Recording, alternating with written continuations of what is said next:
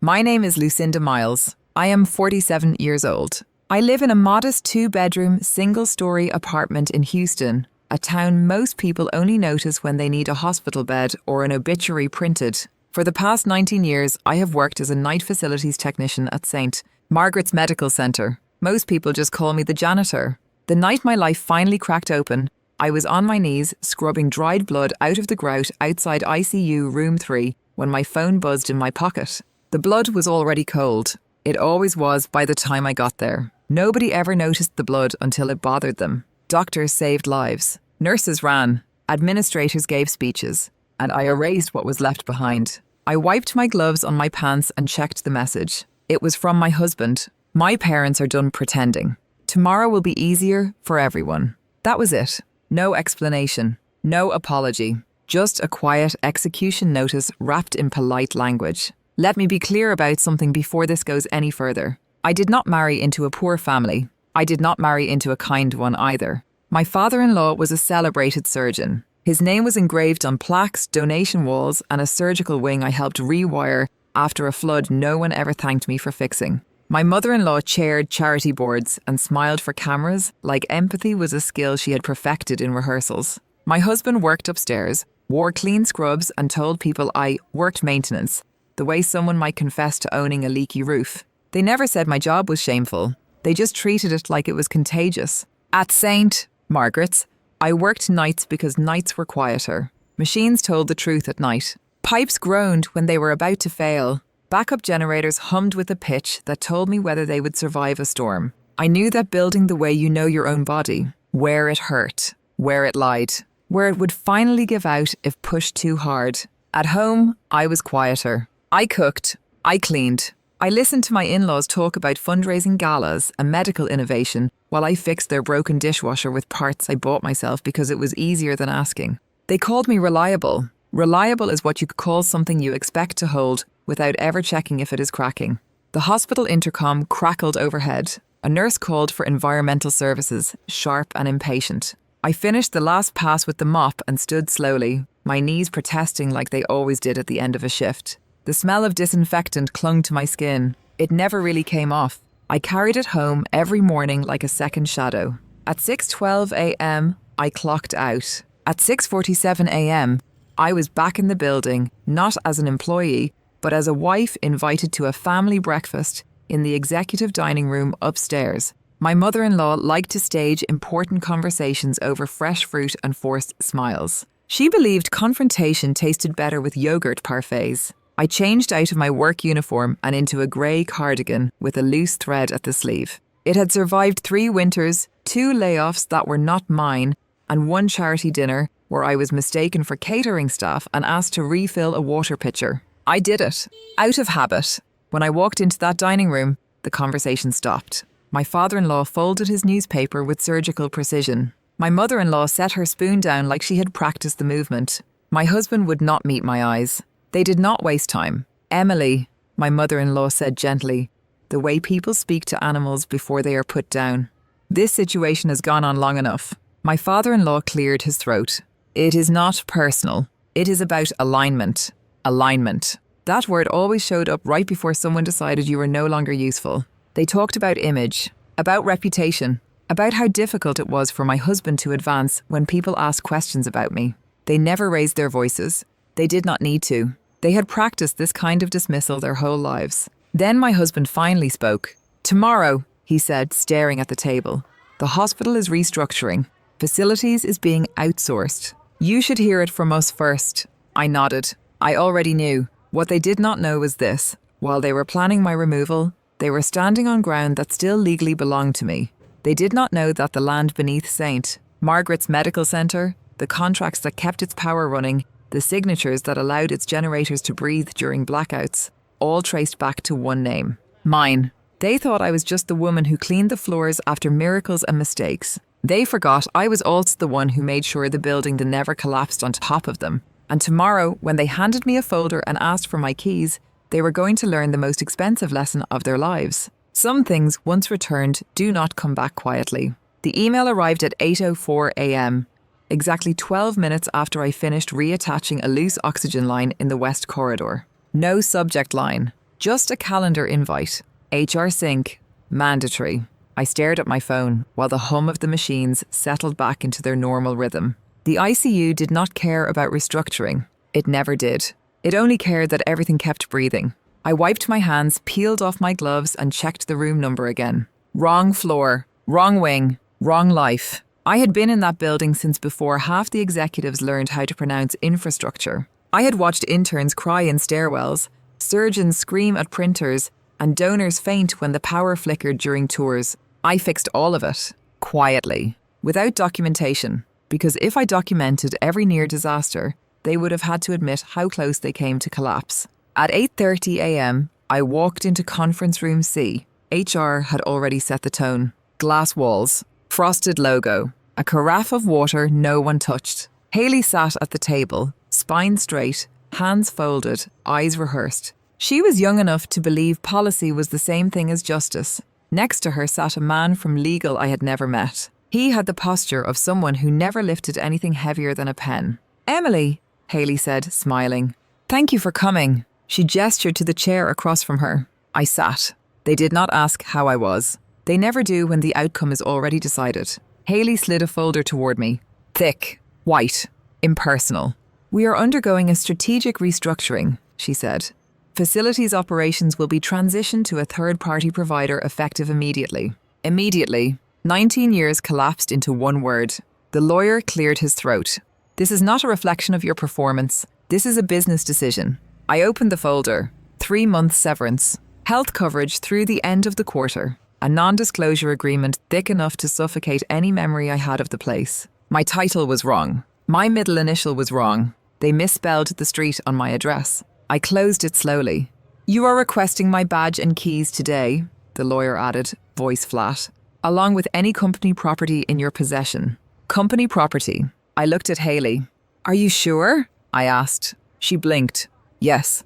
I nodded. I reached into my pocket and placed my badge on the table. The plastic was cracked at the corner. I had dropped it during a blackout 5 years earlier while rerouting power manually so the neonatal unit would not lose heat. Then I reached into my bag. I laid the keys out one by one. 11 of them. Labelled. Worn. Some older than Hayley. The room went quiet. "That is a lot of keys," Hayley said. "They add up," I replied. The lawyer shifted. "Are those all?" I looked at him. Yes, that was not a lie. It just was not the whole truth. I stood. "Thank you for your time," I said. Hayley opened her mouth, maybe to offer something sympathetic, maybe to absolve herself. I did not wait to hear it. The hallway outside felt narrower than usual, like the building itself was holding its breath. I walked past the maintenance closet I had stocked myself when budget approvals took too long, past the breaker panel I had rewired after lightning took out half the east wing, past the emergency generator room that only ran because I personally negotiated the fuel contract when procurement forgot. No one stopped me. They never do until something breaks. Outside, the air was sharp, honest. I stood in the parking lot for a long moment, listening to my heartbeat like it was recalibrating. Then I drove home. I did not cry. I made tea. I fed the cat. I changed out of my work clothes and opened the hall closet I had not touched in years. Behind old winter coats and a vacuum that screamed when you turned it on sat a steel lockbox. The key was taped to the back of a framed photo from my first year at the hospital. Back when the building still smelled like drywall and ambition. I unlocked it. Inside were documents no one ever asked for back. Original site lease. Utility contracts. City permits. Amendments signed during temporary emergencies that never quite ended. I spread them across the kitchen table. The lease was dated 19 years ago. The ink had faded, but the name at the bottom was still clear. Emily Carter. I remembered that day. The hospital had been days from losing the property. No credit. No lender willing to touch them. The board panicking behind closed doors. My father-in-law pacing like a god being told no. They needed someone stable. Someone with credit. Someone willing to sign quietly. They asked me because they assumed I would never use it. I flipped to the renewal clause. My finger stopped. The language was specific, brutally so. Written notice required 60 days prior to expiration. I checked the date. Then I checked my calendar. Then I laughed. Once. Sharp. They missed it. Not by hours. By days. I leaned back in my chair and stared at the ceiling. For years, they told me I was replaceable. They were wrong. They had replaced the person. They forgot about the signature. I gathered the documents and slid them back into the lockbox. Then I picked up my phone and dialed a number I had not used in a long time. "Lenny," I said when he answered. "Do you still practice real estate law?" There was a pause, then a low whistle. "Oh," he said. "That building." "Yes," I replied. "That building." Silence. Then, "Do they know?" I looked down at the folder still sitting on my kitchen counter. The severance. The NDA. The neat little ending they had prepared for me. "No," I said calmly. "They just asked for their keys." I hung up. For the first time since that meeting, my hands were steady. They wanted everything back. They were about to get it. Lenny did not ask many questions. He never did when something smelled expensive. We met the next morning at a small office wedged between a dental lab and a bail bonds place downtown. The sign outside still had peeling letters from the last tenant, but the coffee was strong and the walls were thick. That mattered more. He read the lease without interrupting me. Page by page, amendment by amendment. His expression changed slowly, like a weather front moving in. "They never removed your name?" he said finally. "No," I replied. "But they never thought they needed to." He tapped the renewal clause with his pen. "They missed the notice window." Clean miss. No ambiguity. I nodded. And he continued, flipping to another section. "They sublet part of the parking structure to a private imaging contractor without disclosure." I leaned forward. "That was never approved." "No," he said. "And it violates 2 clauses. Material breach." The word settled between us like something heavy being placed gently on a table. I did not smile. "What does that give me?" I asked. Lenny leaned back. "Options." I liked that word. It sounded like oxygen. "First," he said, "you can notify them. Give them a chance to cure. That would be generous." I pictured Haley's smile, the lawyer's flat voice, my husband staring at the table. "No," I said. He nodded. "Second, you can terminate. 30 days. Clean. Legal. And after that, you can lease it to someone else." I had already done the math. Saint. Margaret sat on the land every developer wanted. Downtown. Zoned medical. Infrastructure already in place. Power capacity that could handle a small city if you knew where to look. "I have someone," I said. Lenny raised an eyebrow. "You move fast." I move prepared. The new tenant was a regional healthcare group expanding urgent care clinics. They had money. They had lawyers who read everything twice. And most importantly, they respected paperwork. We met that afternoon. They did not care about my job title. They cared about signatures, about timelines, about access. I gave them all 3. They offered nearly triple what Saint. Margaret's paid. I did not negotiate. I did not need to. While contracts were drafted and emails moved quietly, my former life carried on upstairs without me. That night, my husband called. I let it ring. Then my mother-in-law. Then my father-in-law. I answered on the 4th attempt. "Emily," my husband said, voice tight. "There has been a misunderstanding." "No," I replied. "There has been a pattern." He exhaled. "We heard you have been speaking to legal counsel." I smiled faintly. "So have you." "We want to talk," my father-in-law cut in, taking the phone. "As a family." "Families do not outsource each other," I said. "They talk first." Silence. "Whatever you think you are doing," he continued, "this will damage a lot of people." I looked at the lockbox on my table, at the name on the lease. "I am not damaging anything," I said calmly. "I am responding." He scoffed. "You are being emotional." That one almost made me laugh. "I am being precise," I corrected. "There is a difference." I hung up. The next morning, HR emailed me. Subject: property confirmation. They wanted written confirmation that I had returned all company property. Keys, badges, documents, digital access. I stared at the message for a long moment. Then I replied, "Yes, including the documents you forgot were still mine." I copied legal. Facilities. Haley. Then I attached the lease. All of it. I imagined Haley opening the file, scrolling, frowning, reaching the signature line. My name. The phone rang again. This time it was the hospital CEO. I answered. "What is going on?" he demanded. I leaned against the counter, steady. "You fired the person who signed your ground." "That is absurd," he snapped. "We assumed." "That is the problem," I said. "You assumed." "You are threatening an entire institution," he said. "No," I replied. I am ending an agreement. He tried another angle. Do you have any idea what this will do to your husband's career? I thought of the breakfast table, the yogurt parfaits, the way they spoke about me like a liability. He will be fine, I said. He aligns well. The call ended shortly after. By the end of the week, the termination notice was drafted. 30 days. No extensions. No negotiations. Lenny filed it with the city. With the property manager. With the court. I signed where indicated. The pen felt heavier than usual. Not because of doubt. Because of gravity. That evening, my in-laws hosted a celebration dinner. I knew because the photos appeared online within minutes. Smiles. Toast! A caption about resilience and leadership. They had no idea the ground beneath them had an expiration date. 3 days later, the certified notice arrived at the hospital. The receptionist signed for it, set it aside. No one read it. Not immediately. They were busy preparing for the annual fundraising gala. Banners, donor lists, press releases. A celebration of impact. I watched it all from a distance, quietly. The property manager called me that afternoon. They are asking questions, he said. They should, I replied. They want to meet. They already did, I said. They just did not listen. He hesitated. You understand this will be public? Yes, and permanent. I looked out the window. The street below moved the way it always did. Unconcerned, unaware. So was 19 years, I said.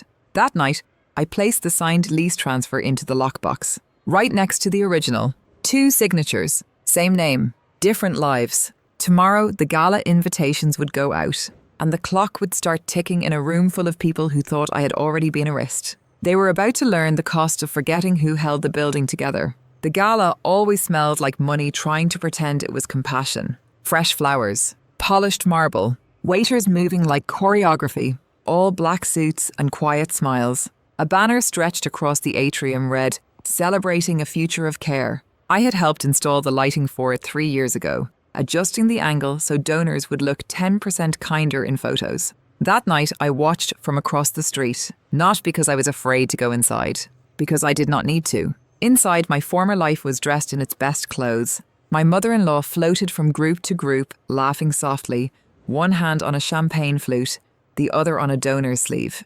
My father-in-law stood near the stage, posture immaculate, nodding at compliments like he was granting favours rather than receiving them. My husband hovered at her side, smiling just enough. They looked untouchable. At 7:12 p.m, the city marshal arrived. No sirens, no shouting. Just 2 uniforms, a clipboard, and a fluorescent orange notice folded neatly in a clear sleeve. The kind of colour designed to be seen even by people who do not want to look. The marshal spoke to the front desk first. The receptionist frowned, then pointed toward the administrative wing. Someone whispered.